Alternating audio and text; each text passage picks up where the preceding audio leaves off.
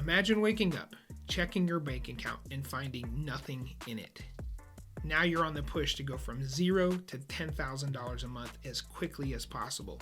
Here is what I would do. After helping dozens of people achieve their financial goals, I know exactly what it takes to go from $0 to $10,000 a month quickly. At the age of 26, I purchased my first business and then sold it a few years later, and then started, scaled, and then merged another company. And that company sold at 7 figures. I've been able to build online businesses since then, and even build a very nice rental portfolio. So multiple streams of income has been really my mission. So I don't have to rely on one single source. So I've spent the last few weeks really thinking and writing down what I would do if I had to start all over again. And this is what I came up with: real estate fix and flip. Now, this is probably a contrarian view, but this is pretty much how I got my start. Now, I told you I started a business when I was 26, but the real wealth started coming when I started doing real estate. This strategy is probably the highest risk, but it has the highest return. Now, a fix and flip business is just that. It's a business. It is not an investment strategy, but it's not that hard to get to $10,000 a month recurring, but you've got to be hunting. So what is a fix and flip strategy? So you buy a house that's probably distressed at a low cost. You're going to put now money into it to do some rehab to it and then sell it at a higher price.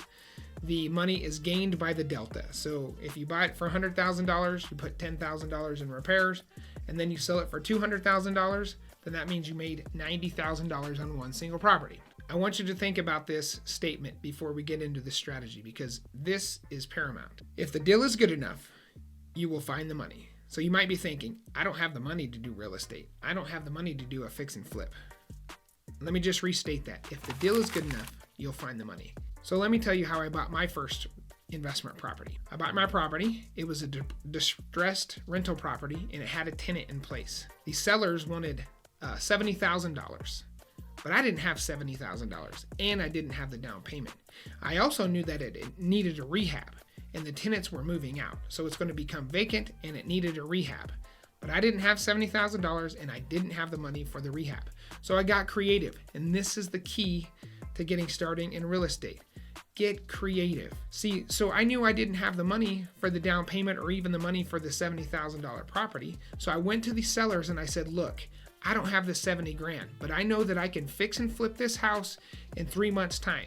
But in 6 months, and instead of paying you $70,000, I'd like to pay you $75,000 for holding the money for me. And they agreed. So I had a 0% interest loan for 6 months, but I had to pay $5,000 additional for that. That was magical to me. But again, I didn't have the money for the rehab. So I went to a family member and I said, hey, I don't have $15,000. That's my budget for this rehab. I know I could get this done for 15 grand, but if you can do it, if you could pay me the 15 grand, I will pay you $16,000 after 3 months, and you'll get all your money back plus $1,000. And they agreed. So I did 2 creative financing methods here to get my first investment property. Believe it or not, it's not that difficult to do that. You just got to say it with confidence, have an understanding that it takes time to do these rehabs. Usually the budget that you place is more than you originally budget for, so put that into your equation. But to be creative, do it with confidence and say, you know what, I know how to do this. I can make this happen. Just work hard. Use your words in a good manner, and it'll come back to you. The key here is to be creative. Don't get stuck in the mindset that because I don't have the money, I can't make the deal happen, and therefore I can't get into real estate. That is a silly reason. Always be thinking outside the box. The beautiful thing about this strategy is that you don't have to have amazing credit here. You don't have to go through the underwriting process through the bank. Really, it is owner financing. They do all the financing for you. You're going to pay them a return. It's a win-win situation for all parties involved. Just a little flavor here. I typically never suggest selling properties because I like owning my investment properties for a very, very long time. I typically never sell them or trade them up is what I do. So, but for this instance, you're going to sell this property at a profit. So buy the house, be creative with the financing, promise more when you're done with the flip, pay the debts off, and then get a return on your investment. $10,000 in the real estate realm, like I'm doing a fix and flip right now that I'm projected to make $50,000 in only 3 months' time.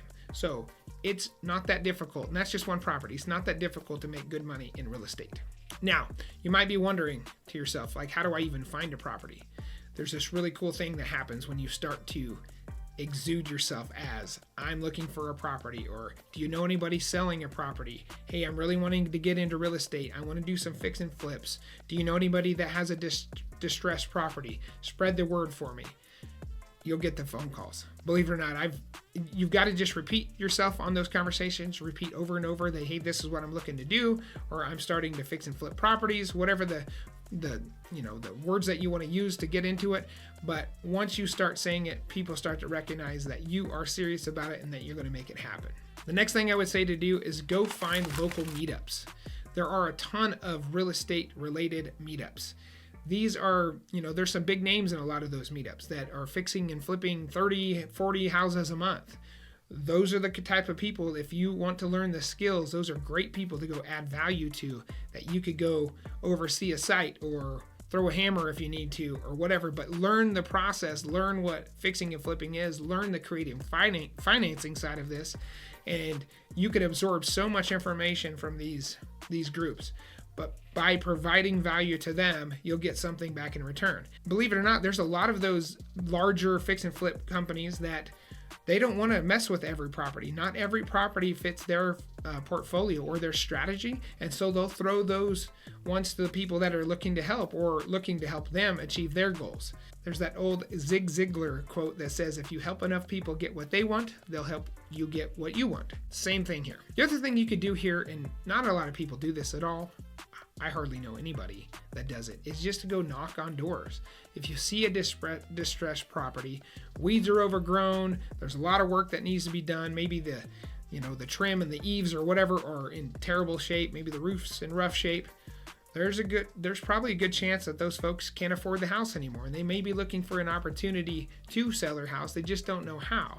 And you being the person to offer it, then maybe they can hold that property for a few months. They move out, you do the rehab and you sell it, but there's a good chance that you could buy those properties from them without ever involving realtors, getting the realtor fees, avoiding a lot of the closing costs that you would face in buying real estate as well.